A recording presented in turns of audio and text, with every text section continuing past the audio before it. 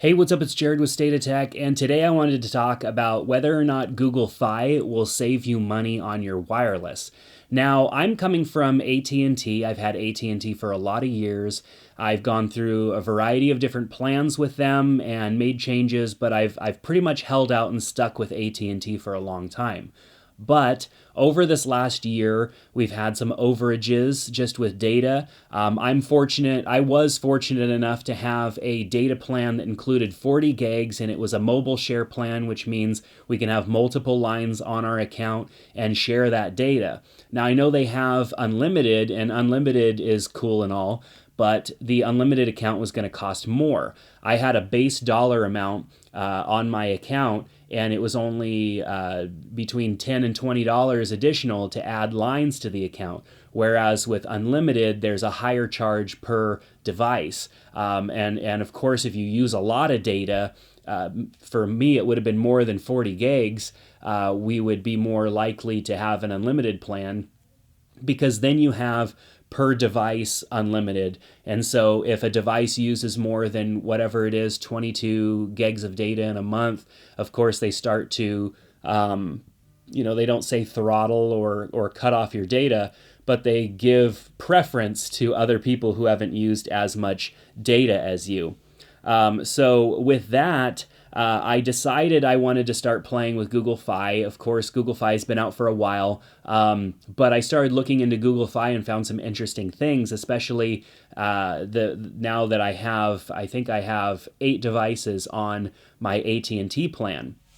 So I have my Pixel 3 XL here, and I said, you know what, I'm going to go ahead and just activate it with Google Fi and see what happens. And some interesting things came to light. And so depending on your use case, there are opportunities to save money using Google Fi over the alternatives because of the way Google Fi works. Now, the way Google Fi works is they charge a per device connection fee, and then they charge you based on the data that you use.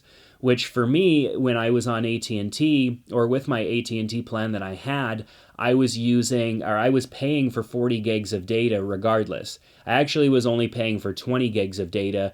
I heard of some thing, it was a day that AT&T did a special where if you go down there to the AT&T store, they will double your data. And so I went from 20 to 40 gigs of data. I was only paying for 20. And yes, you have rollover data and whatnot, but if you're not utilizing your data, you're paying for data that you're not using. So with Google Fi, I wanted to see what that was going to look like. And I found out a couple of interesting things. First of all, is if you have tablets or data-only devices like a tablet, you can add a tablet to your Google Fi account without paying for another line. On AT&T or Verizon or any of the others, they're going to charge you a connection fee for that, and it's going to utilize the data from your group plan, or if you're on an unlimited, it's going to use unlimited data. Whereas on Google Fi, it doesn't cost anything to add a data-only device. So I'm paying for this device, which is $20 a month, and then I'm getting the tablet added on for free. And that's pretty amazing because that's saving me what would have been with AT&T between $10 and $20 depending on your plan right there. And I don't use my tablet for a ton of data. I have an iPad Pro, and so I now have of course, Google Fi activated on my Pixel XL 3 or my 3XL, and then I also have a data-only SIM in my iPad. And so when I'm out and about, I'm able to utilize the data network from the iPad. And it isn't costing me any extra money. So if my iPad does nothing more than stay connected to Wi-Fi and I use 0 data from the iPad, now I'm not paying 10 to 20 extra dollars per month just to have that option. Now, I love having a data plan in my iPad because I often go to meetings or I'll go to Starbucks and I don't have to utilize Starbucks Wi-Fi or there's lots of different things that I'll do, and it's nice to have that as a backup and not to have to pair to my phone or tether to my phone and utilize that option. So the simple fact of being able to connect and not pay any extra for the iPad. I keep referencing my iPad as off screen here.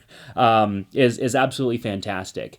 Now, I also have done some tests, but they're not very clinical tests, and I think that Google Fi is a little bit more fair with the data usage than AT&T is. Now, it's really impossible to know that for sure unless you had two phones, one on each, and you just downloaded maybe the same movie on both of them, and then just turned the devices off and then waited to see what your bill said.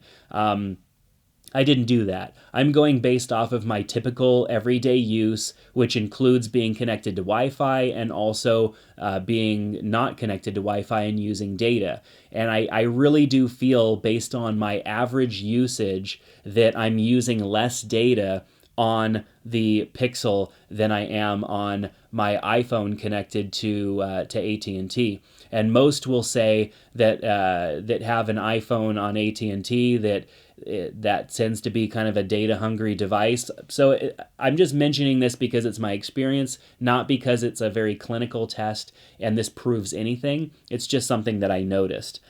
So you can also do a group plan on Google Fi, which my initial tests were doing this on Google Fi so that I could see if maybe I'm going to move everybody over, because I have my wife, I have her parents, my parents, my grandfather, her grandparents. I have a whole bunch of people on our plan. And so I'd have to move all of these people over to Google Fi, and I wanted to know if there was going to be any savings there.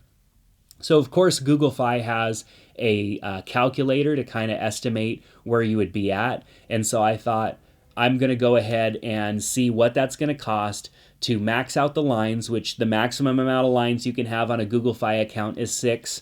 And then, of course, after a certain amount of data usage, data is free. So this is how Google Fi does their situation a little bit different, where AT&T, Verizon, all the others will either give you a plan that is limited by the amount of data, or an unlimited plan for more money, which most people are not going to use unlimited data. Google Fi says, we're going to give you a lower entry point, and we're going to charge you for data up to a certain point, and then after that it is free.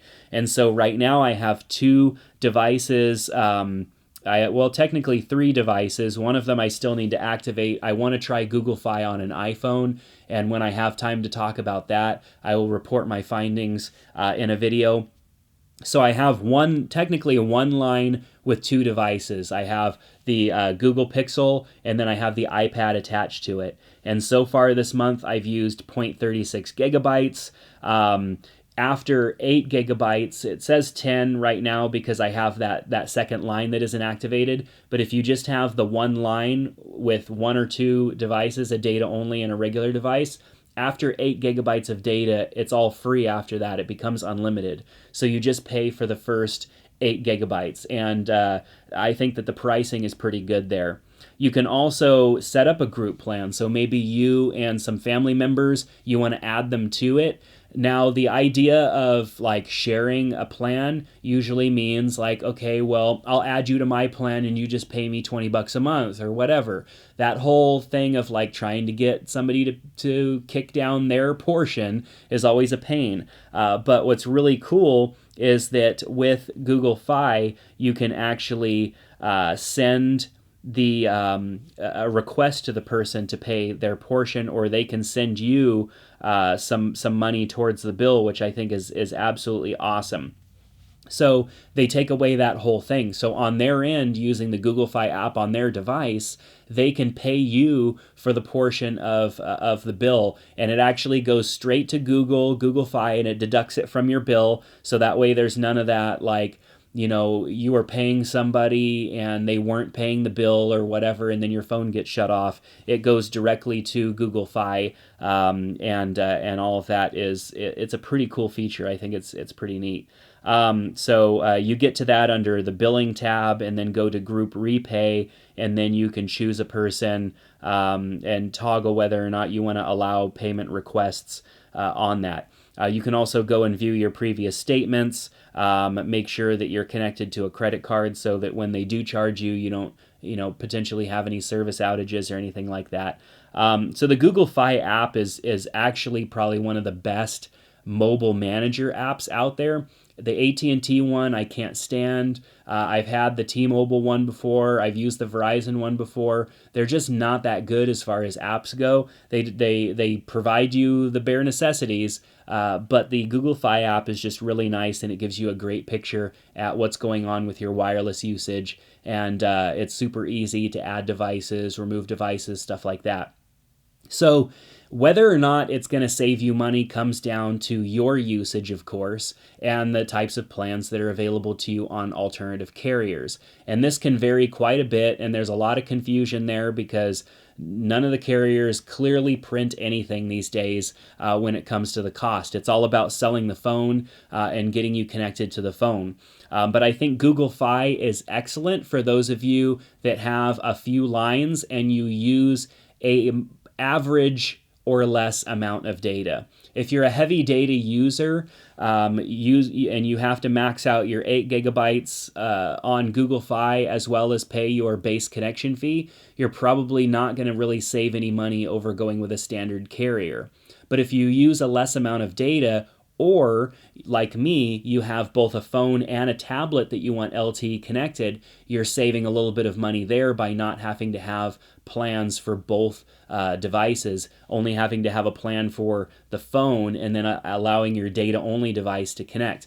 Now, one of the limiting factors for me is that I am still primarily an iPhone user, and I also have the Apple Watch, and Google Fi does not support the Apple Watch LTE version yet. I'm hoping that they will soon, but they don't right now. So for me, if I want to utilize my Apple Watch, the way that it's designed to be used and the reason that I bought it, I'm going to need to stay on AT&T for a little while.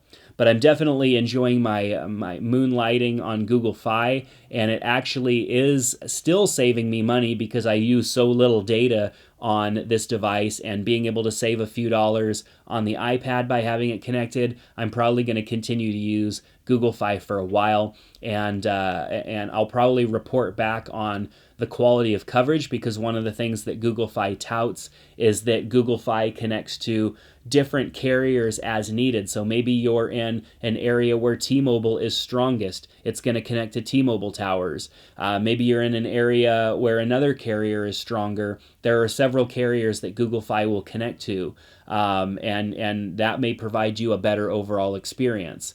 And I'll be back to report and talk about that in a later video. I have a lot of traveling planned over the next couple of months, and so I'll have a really good idea on the quality of connection between Google Fi and at least AT&T. So make sure to subscribe to the channel here on State of Tech if you're interested in learning more about that. Click the little bell next to the subscription button so that you can be notified instantly when we put out new videos. Give this one a thumbs up if you liked it. I've got a link below. Google Fi gives you a Share the Fi Love link, which is not always, it doesn't always work, but it may give you a $20 credit on your account. So if you're wanting to give Google Fi a chance, that $20 will pay for your first month. Aside from your data usage, you'll get that the $20 for the first month for free. So I'm going to go ahead and put that down in the description below for you. So if you're interested in trying out Google Fi, make sure to use that, because you'll get $20. I'll get a little bit of a credit on my bill as well, hopefully, if it all works out. But nonetheless, especially if you have a Pixel device, which can be activated without even putting a SIM in it, it's worth a try. Just giving it a try, even if you don't decide to move your number over. The whole process is super easy and very intuitive in the Google Fi app. Whether you're on an iPhone, the process is easy. They're just going to ship you a SIM card. If you're going to connect your iPad for that data only, they're going to send you a data only SIM that you put in your iPad. There's a way for them to work with all of the phones that are out there. Even if they say that they're not supported, the phones are still going to work. You might just have to go in and make a couple of changes to settings, and all of that information is available online in the Google Fi Help Center, the Support Center, which is actually even available in the app itself. So if you have any questions, I'll do my best to answer them in the comment section below if you want to shoot them to me down there. But if you don't, I just recommend giving it a try. At the very least, use that code that I gave you in the comment section below to sign up and try it out, because you might actually save some money on your wireless bill, which of course we can all use. So that's going to do it for this video. Thanks so much for checking it out. My name's Jared, and this is State of Tech. We'll see you back in the next one.